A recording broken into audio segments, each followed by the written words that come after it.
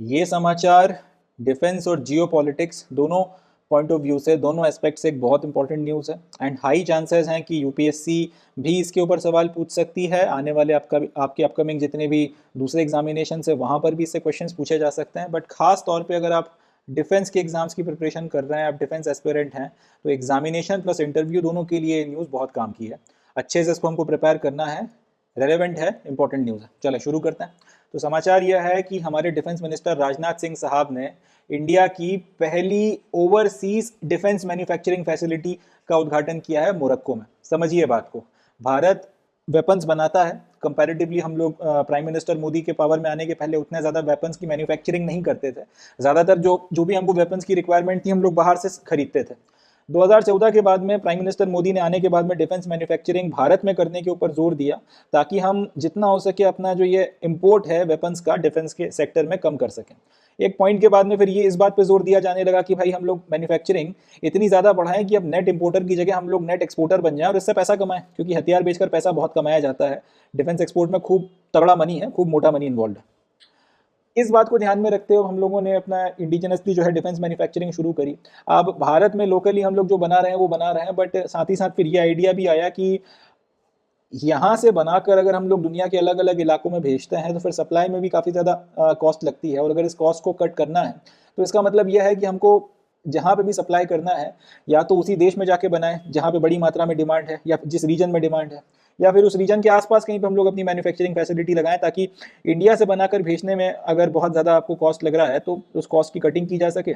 और अगर आप ज़्यादा पास होगे तो जल्दी तेज़ डिलीवरी कर पाओगे जिस भी रीजन में आपको सबसे ज़्यादा ऑर्डर्स मिल रहे हैं, और ज़्यादा पैसा कमा सकते हैं, ज़्यादा गुडविल बन सकती है। इन सारी बातों को ध्यान में रखते हुए तो एक आइडिया ये जो था कि भारत को अपनी डिफेंस की मैन्युफैक्चरिंग से रिलेटेड जो यूनिट्स हैं बाहर भी लगाना पड़ेंगी, फाइनली इसको मूर्त रूप दिया गया है। और राजनाथ सिंह साहब ने मोरक्को में जाकर पहला जो हमारा डिफेंस ओवरसीज मैन्युफैक्चरिंग फैसिलिटी है उसका उद्घाटन किया। इसका नाम क्या है? इसका नाम है Tata advanced system limited state of art defence manufacturing facility. मतलब ये कि टाटा का जो आपका एडवांस सिस्टम्स लिमिटेड के नाम से उनकी एक कंपनी है टाटा वालों की, जो डिफेंस की मैन्युफैक्चरिंग करती है, उन्होंने ये state of art defence manufacturing facility लगाई है। कहाँ पर लगाई है? मोरक्को में। मोरक्को का एक शहर है बेरिचेड, वहाँ पर इस फैसिलिटी का निर्माण किया गया है, वहाँ पर इसको बनाया गया है और वहाँ पर अब डिफेंस से रिलेटेड वेरियस इक्विपमेंट्स की मैन्युफैक्चरिंग की जाएगी। खास तौर पे यहाँ पर हमारा जो इंडिजिनसली डेवलप्ड आपका व्हील्ड आर्मर्ड प्लेटफॉर्म है जिसको वैप बोला जाता है, उसका यहाँ पे मैन्युफैक्चरिंग कर अलग अलग अफ्रीकन देशों को सप्लाई किया जाएगा। व्हील्ड आर्मर्ड प्लेटफॉर्म क्या है? बेसिकली आपकी गाड़ियाँ हैं जो अच्छी तरीके से आर्मर्ड होती हैं, इनके ऊपर आप फिर अगर कोई वेपन से हमला करते हो तो इतना आसानी से उनको नुकसान नहीं पहुंचाया जा सकता। इसका इस्तेमाल खासतौर पे रेड करना है या फिर किसी हॉस्टाइल एरिया में अगर आपको एंटर करना है वहाँ पर इसका यूज़ किया जाता है। तो ये जो इंडिजिनसली डेवलप्ड आपका व्हील्ड आर्मर्ड प्लेटफॉर्म है जिसको शॉर्ट में वैप बोला जाता है, इस प्लांट में जो बेरिचेड मोरक्को में लगाया गया है और टाटा का एडवांस सिस्टम लिमिटेड के द्वारा इसको चलाया जाएगा, वहाँ पर इसकी मैन्युफैक्चरिंग की जाएगी। अब सवाल उठता है कि अफ्रीका में ही क्यों, या फिर अफ्रीका के मोरक्को में ही क्यों ये फैसिलिटी लगाई गई है? थोड़ा सा इस पर भी बात करते हैं। सबसे पहले तो यह कि इस मैन्युफैक्चरिंग प्लांट को एक सिग्निफिकेंट माइलस्टोन के तौर पे देखा जा रहा है, क्योंकि इससे हमारा जो डिफेंस के मैन्युफैक्चरिंग के सेक्टर की अगर बात करें तो उसमें हमारा ग्लोबल फुटप्रिंट बढ़ रहा है। ये क्लियर कट इंडिकेशन है। एक देश अपने देश में लोकली मैन्युफैक्चर कर अगर सामान एक्सपोर्ट कर रहा है तो जाहिर सी बात है डिफेंस के सेक्टर में वो एक सीरियस प्लेयर है। मगर एट द सेम टाइम अगर वो ओवरसीज अपने अगर इस तरीके की फैसिलिटीज लगाकर एक्सपोर्टिंग शुरू कर देता है, इसका मतलब वो अब एक मेजर डिफेंस एक्सपोर्टर या फिर एक मेजर डिफेंस मैन्युफैक्चरिंग पावर के तौर पर इमर्ज हो रहा है। ये बात यहाँ से समझ में आती है और ये संदेश ये डिफेंस फैसिलिटी पूरी दुनिया को देगी। अब दूसरा सवाल उठता है कि मोरक्को में ही क्यों लगाया गया या फिर अफ्रीका कॉन्टिनेंट को ही क्यों चुना गया इस तरीके की पहली फैसिलिटी के लिए? तो जवाब यह है कि अफ्रीका में बहुत स्ट्रॉन्ग डिमांड है स्मॉल आर्म्स की। स्मॉल आर्म्स में फिर आपकी पिस्टल्स भी आ जाती हैं, राइफल्स भी आ जाती हैं, एके भी आ जाती हैं, और दूसरी आपके जो असॉल्ट राइफल्स या वेपन्स होते हैं वो सब इसमें आ जाते हैं। इसके बाद बुलेट प्रूफ जैकेट्स की काफ़ी भारी डिमांड होती है यहाँ पे। आर्मर्ड व्हीकल्स जिसकी हम लोगों ने बात करी भी, टैंक्स हो गए, हेलीकॉप्टर्स हो गए, इनकी बहुत बड़े लेवल पर डिमांड है। वजह, लगभग हर दूसरे देश में कोई ना कोई रेबेलियन हो रहा है, हर दूसरे देश में कोई ना कोई आर्म ग्रुप खड़ा हुआ है और उसे लड़ने के लिए आपको अपनी आर्मीज को इक्विप करना ही पड़ता है, और सिविल वॉर चल रहा है, कहीं पे कुछ हो रहा है। तो बेसिकली अफ्रीका की अगर आप बात करोगे तो कुछ देशों को छोड़ दिया जाए तो पूरे के पूरे अफ्रीकन कॉन्टिनेंट में केओस के अलावा और कुछ नहीं है। तो यहाँ पर क्योंकि इतने बड़े लेवल पर आपने लड़ाई झगड़े चल रहे हैं, कन्फ्लिक्ट्स हैं, तो इन सबको डील करने के लिए आपको एक स्ट्रॉन्ग आर्मी चाहिए, और स्ट्रॉन्ग आर्मी का मतलब है फिर आपको बड़ी मात्रा में वेपन्स की सप्लाई चाहिए। और ऐसा भी नहीं है कि वेपन्स आपने एक बार खरीद लिया तो काम बन गया, आपको कंटिन्यूसली उसकी सप्लाई चाहिए, क्योंकि स्मॉल आर्म्स लगातार लगते रहेंगे, बुलेट प्रूफ जैकेट्स की लगातार जरूरत बनी रहेगी, आर्मर्ड व्हीकल्स भी टूटते हैं, फूटते हैं, नुकसान होता है, रिपेयर करवाना पड़ते हैं, टैंक्स, हेलीकॉप्टर्स, मैंने आपको लगातार इनकी जरूरत पड़ती रहेगी। अफ्रीका में इनका एक कह सकते हैं कांस्टेंट डिमांड जो है सालों से बनी हुई है और आने वाले कई दशकों तक लग नहीं रहा कि डिमांड कम होने वाली है।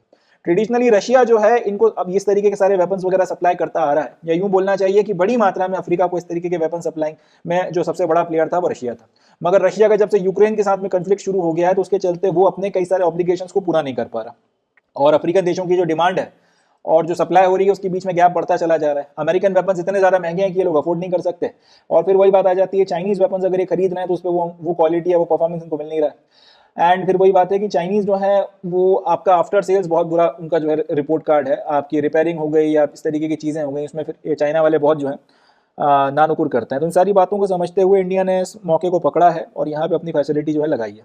अब इस डिसरप्शन का फ़ायदा भी उठाया गया है, अपनी फैसिलिटी भी लगाई है, प्लस एक चीज़ और हमारे एडवांटेज में जाती है कि भारत बहुत लंबे वक्त से रशियन वेपन्स का इस्तेमाल करता आ रहा है और रशिया अफ्रीका वालों को सप्लाई करता है, यानी कि जिस तरीके के वेपन्स हम चलाते हैं या यूज़ करते हैं अफ्रीका वाले भी मोर और लेस उसी तरीके के वेपन्स का इस्तेमाल करते हैं। अब क्योंकि हमारे पास में एक लंबा एक्सपीरियंस इन वेपन्स को इस्तेमाल करने का है और काफ़ी सारी चीज़ें हम अफ्रीका के साथ मिलकर रशिया के साथ मिलकर बना भी रहे हैं, उसी बात को हम लोग यहाँ पे लगाएंगे और उसी एक्सपीरियंस की मदद से जिस तरीके के वेपन्स अफ्रीका वाले चाहते हैं उस तरीके के वेपन्स वही रशियन स्टैंडर्ड वही क्वालिटी हम लोग इनको देकर यहाँ से इस अपॉर्चुनिटी से पैसा कमाने की कोशिश कर रहे हैं। और ये बात और इसी के साथ साथ बेसिकली हम ये कह सकते हैं कि अफ्रीका में एक मेजर प्लेयर के तौर पर उभरने की कोशिश यहाँ से हमारी रहेगी, ये कोशिश अब हम लोग यहाँ से कर रहे हैं। तो ये कुछ बातें हैं जिनको ध्यान रखना है और इन सारी बातों को ध्यान में रखते हुए सारी की सारी फैसिलिटी लगाई गई। ये हो गया समाचार। क्वेश्चन कौन कौन से बनेंगे? पहला सवाल तो यही बनता है कि रिसेंटली भारत ने अपनी पहली ओवरसीज डिफेंस मैन्युफैक्चरिंग फैसिलिटी खोली है, कहाँ पे खोली है? जवाब हो जाएगा मोरक्को में। और मोरक्को में कहाँ पे खोली है? जवाब हो जाएगा बैरिचेड नाम के एक शहर में। एंड किसने ये फैसिलिटी खोली है? तो टाटा वालों ने। टाटा का जो एडवांस सिस्टम लिमिटेड है उसने ये आपकी एक कंपनी है टाटा ग्रुप में, तो उनका इन्होंने इस फैसिलिटी को खोला है जिसका नाम है state of art defence manufacturing facility. कई सारी चीज़ें यहाँ पे बनेंगी जिसमें आपका जो indigenously developed wheeled armoured platform है, छोटे आपके गन्स हो गए, वेपन्स हो गए, बुलेट प्रूफ जैकेट्स हो गई, सारी की सारी चीज़ें बनाई जाएंगी। और क्यों हम लोग यहाँ पे सारी चीज़ें करना है, सारे पॉइंट्स हम लोगों ने डिस्कस कर ही लिए। हाई चांसेस हैं national defence academy, combined defence services, central arm police forces, police के जो एग्जामिनेशंस होते हैं या फिर आपके रेलवे के जो पेपर हैं, एसएससी हो गया, इन सब में यहाँ से क्वेश्चन पूछा जा सकता है, अपने को प्रिपेयर करना ही है। चलें, that's it from this news. Next news देखते हैं।